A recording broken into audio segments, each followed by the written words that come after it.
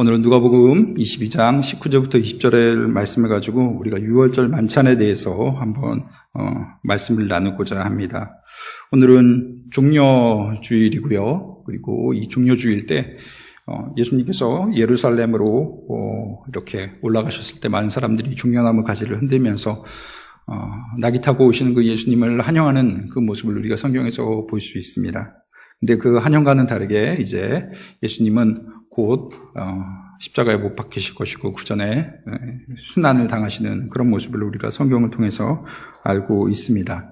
오늘은 그 순환을 당하기 전 유월절 만찬을 제자들과 함께 하시는 그 예수님의 모습이 오늘 담겨져 있는데, 오늘 15절, 우리 22장 15절 말씀 우리 성경을 보면서 함께 읽어보도록 하겠습니다. 함께 읽겠습니다. 시작.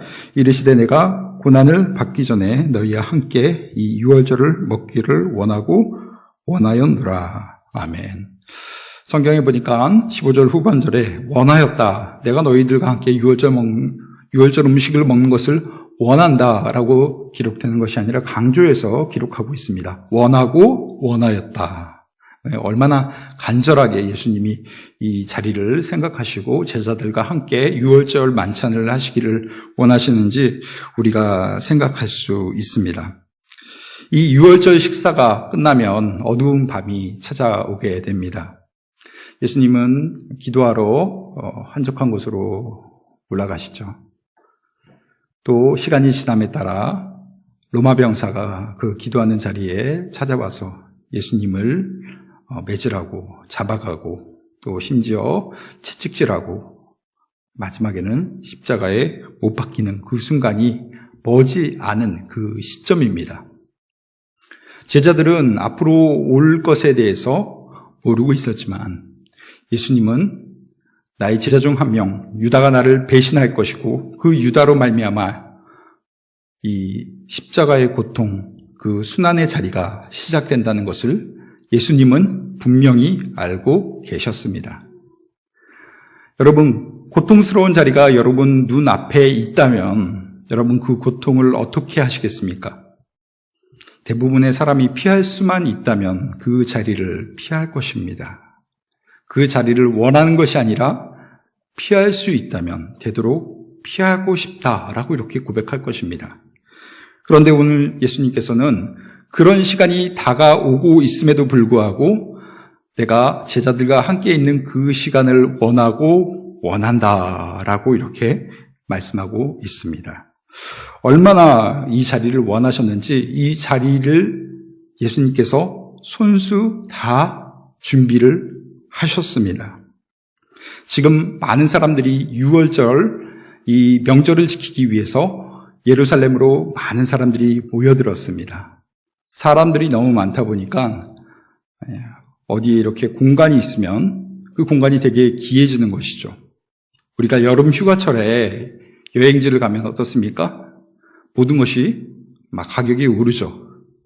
성수기 중엔 극성수기입니다 하면서 숙박업소의 그런 값도 이렇게 상당히 올라가고, 심지어는 음식점의 음식도 그 가격이 올라가는 그런 모습을 보게 됩니다. 그런 모습을 생각한다면 여러분 좀 이해가 빨리 될 것 같아요. 지금 예루살렘 안에 사람들이 머물 공간이 없습니다. 역사적 문헌에 보면은 이 당시에 예루살렘에 이 유월절을 지키기 위해 수많은 사람들이 모여서 함께 할 수 있는 공간이 없기 때문에 때로는 한적한 곳, 성전 주변에 사람들이 옹기종기 모여가지고 그 유월절에 그 음식을 나눈 그 기록이 있다라고 기록될 정도로 수많은 사람들이 지금 예루살렘에 모여 있다는 것입니다. 그렇기 때문에 유월절 만찬을 함께 할 수 있는 그런 공간 얻는 것도 미리 예약하지 않았다면, 그리고 적당한 값을 치르지 않았다면, 웃돈을 주지 않았다면 그런 공간을 이렇게 손쉽게 얻을 수가 없는 것이죠. 지금 제자들의 형편은 어떻습니까? 그들이 부유하거나 인맥이 많거나 그런 형편이 아니었습니다. 예루살렘에 아는 사람이 있는 것도 아니었고, 주머니에 돈이 많았다면 그 돈을 지불해서 어느 공간을 마련했을 텐데 그들은 그럴 만한 형편이 아니었습니다. 그렇기 때문에 예수님께서 이 모든 것을 준비하십니다. 6월절 만찬의 자리를 준비하십니다. 공간을 마련하시고 그곳에 함께할 수 있는 음식조차 다 세팅하시는 그런 예수님의 그 준비하시는 그런 모습을 볼 수 있습니다. 누가복음 22장을 보면서 다시 이 말씀을 보았을 때 하나님의 일하는 방법은 이렇구나라는 그런 생각을 하였습니다. 예수님이 다 준비하셨어요. 예수님이 다 알고 계세요. 그러면은 제자들한테 그냥 나 따라와. 우리 연애하다 보면 어디 여행 가고 그러면 이제 형제들이 모든 거 다 이렇게 알아보고 예약 딱 하고 나만 따라와 딱 그러면은 자매들이 우와 막 멋있게 보지 않습니까? 예수님도 아마 그렇게 하실 수 있었을 거예요. 모든 걸 다 준비하고 그래 날 따라와라. 내가 모든 걸 다 준비했다. 라고 이렇게 제자들 앞에서 인도해 주실 수도 있는데 누가복음 22장 7절부터 13절까지 말씀을 보면 어떻습니까? 제자를 보내십니다. 나를 따라와 라고 말씀하신 게 아니라 그 제자를 먼저 보내십니다.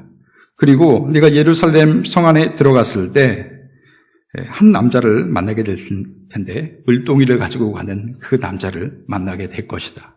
그리고 그를 따라가라. 그리고 말하여라. 선생님과 제자들이 함께 유월절을 먹을 객실이 어디입니까? 이건 어떻습니까? 예약한 사람이 방 주십시오 라고 이렇게 말하는 격이잖아요. 근데 제자는 아무것도 안 했어요. 그런데 아무것도 모르는 그 사람에게 가서 방을 내달라고 말합니다. 이 제자가 돈이 있습니까? 그 주인을 압니까? 아무것도 모르고 능력도 없었어요. 그런데 믿음을 가지고 그 사람에게 질문하였을 때 아주 놀라운 답을 듣게 되는 것이죠.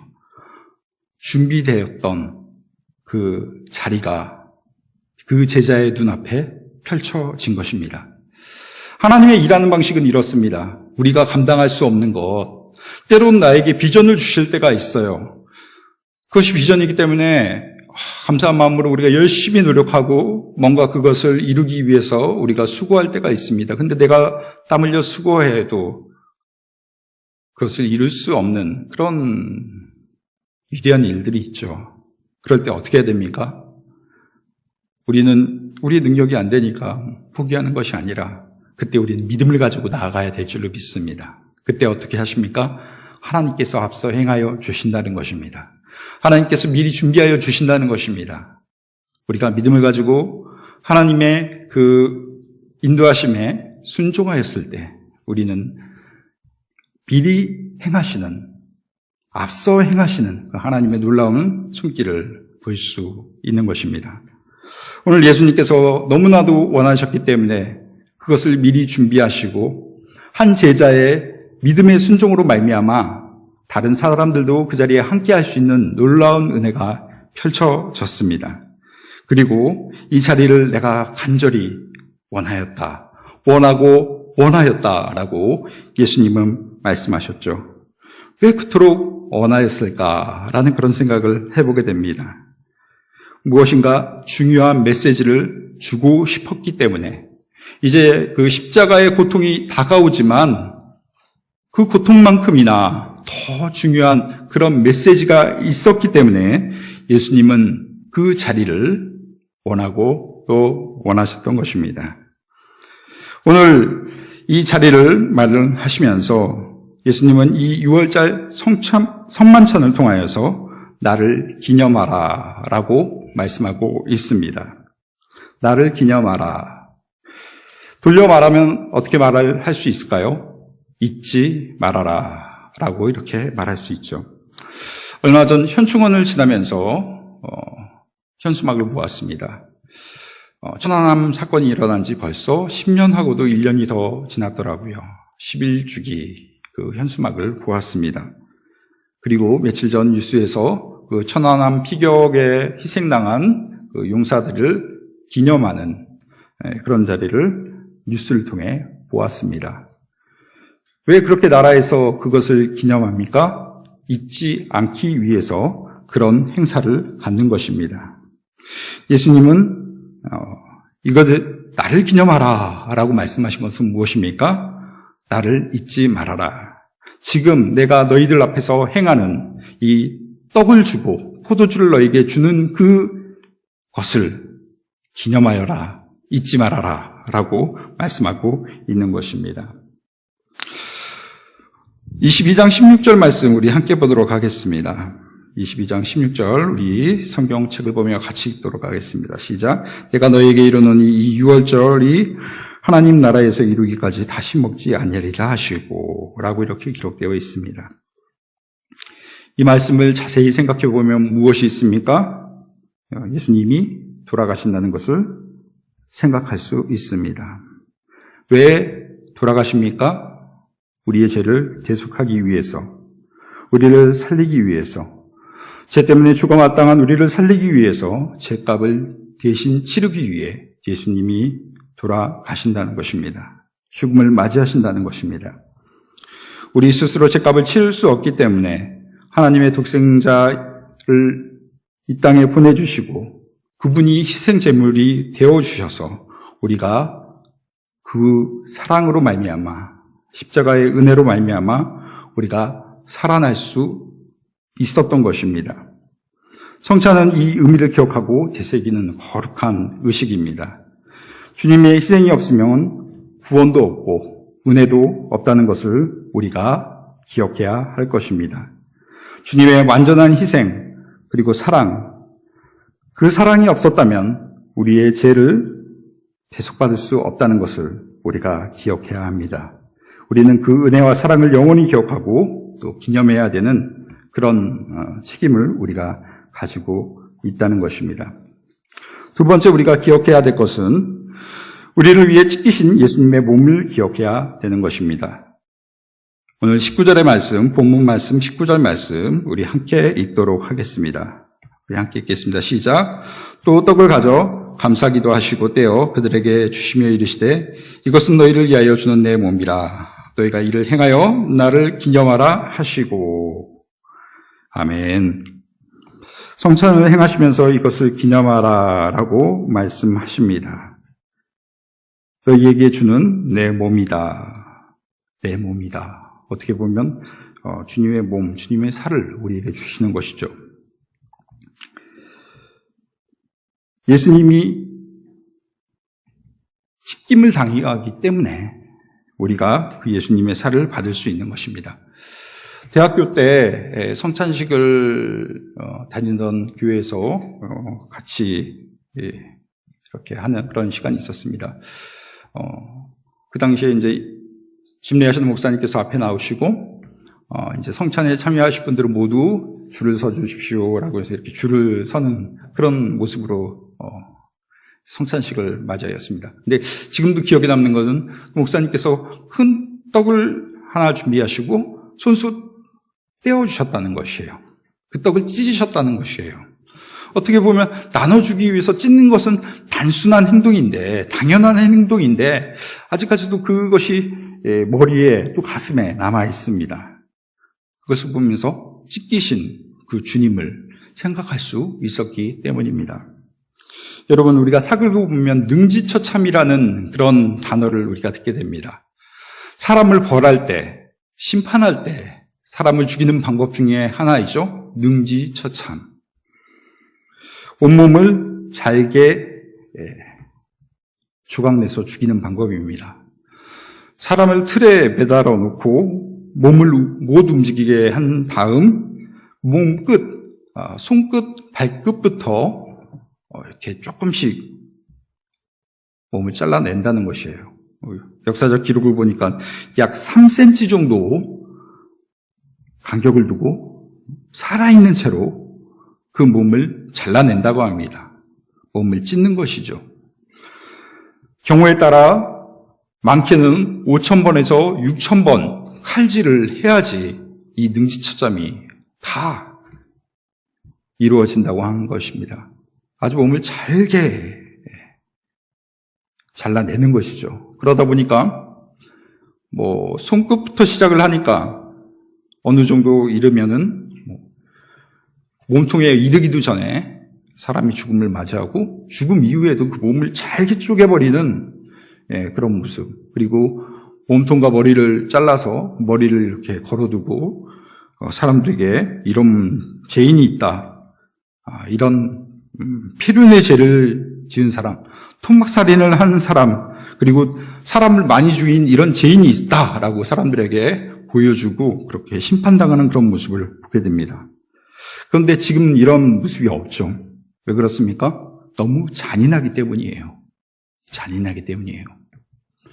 그런데 그렇게 잔인하게 우리 예수님께서 찢기심을 당했다는 것이에요. 왜요? 우리를 위해서 그렇게 죽임을 당하셨다는 것입니다. 그리고 찢기신 그 주님은 이제 어떻게 됩니까? 떡으로 그 주님을 대신하여서 그냥 사라지는 것이 아니라 그 떡으로 대신된 그 주님의 그 몸을 우리가 성찬을 통해서 받는다는 것입니다. 그 주님과 우리가 함께한다는 것이죠. 이제 죄로 말미암아 죽었던 그 인생이었는데 예수 그리스도의 십자가의 은혜로 말미암아 내가 다시 살아나게 되었고 이제 사는 것은 내가 주님과 더불어 살아간다라는 그런 의미가 성찬 가운데 있는 것입니다.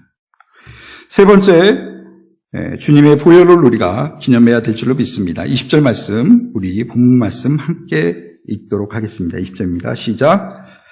저녁 먹은 후에 너희를 위하여 것이라.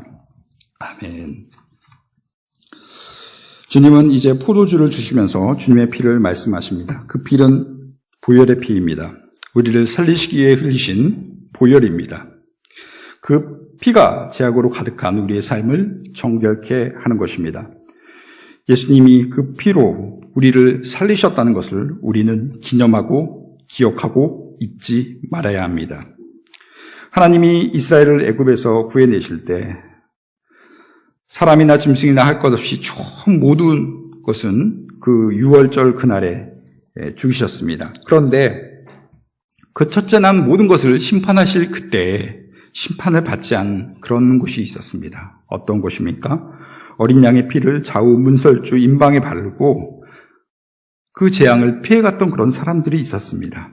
이스라엘 백성들이었습니다. 하나님의 말씀을 믿었던 사람들이었습니다.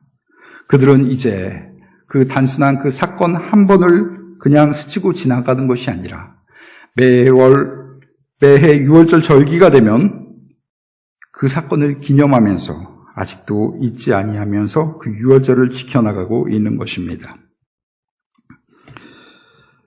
얼마 전에 유대인에 대한 그런 이야기를 들었습니다. 지금은 이스라엘에서 함께 모여 살지만 약 2000년 동안 나라 없는 그런 또돌이로 그렇게 살게 되었던 이스라엘 사람들이 그들이 6월절마다 했던 그 말이 있다고 합니다. 내년 6월절은 예루살렘에서 가족끼리 모여서 그렇게 그 6월절을 생각하면서 하나님을 생각하면서 하나님 주신 땅을 생각하면서 기억했다는 것이에요. 기념했다는 것이에요. 잊지 않았다는 것이에요. 그렇기 때문에 2000년 동안 나라가 없이 또 돌아다녀도 하나님 주신 땅 그 예루살렘을 잊지 아니하면서 후손들이 그 땅에 잊지 않고 그 땅에 바라보면서 이제 어떻습니까? 실제로 2000년이 지났지만 그 땅에서 살아가는 그런 모습을 우리가 볼 수 있습니다. 말이 2000년이죠.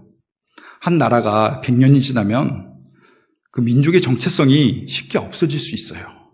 그런데 그 6월절 절기마다 하나님의 은혜를 생각하면서 하나님 주신 땅을 생각하면서 내년 6월절은 예루살렘에서라고 구호를 외쳤던 그 기념된 그 의식이 그들의 민족성을 지켰고 그들에게 하나님 주신 땅을 회복할 수 있는 은혜가 있을 수 있게 된 것입니다. 여러분, 우리도 받은 사랑이 있습니다. 받은 은혜가 있습니다. 우리가 성찬식을 맞이하면서 그 주님의 사랑과 주님의 보혈을 우리가 기억하는 저와 여러분이 되기를 소망합니다. 주님의 은혜로 구원받아 우리가 살아났음을 기억하고 항상 그 사랑과 은혜에 감사하는 삶으로 하나님께 영광 돌리시길 주님의 이름으로 축원합니다.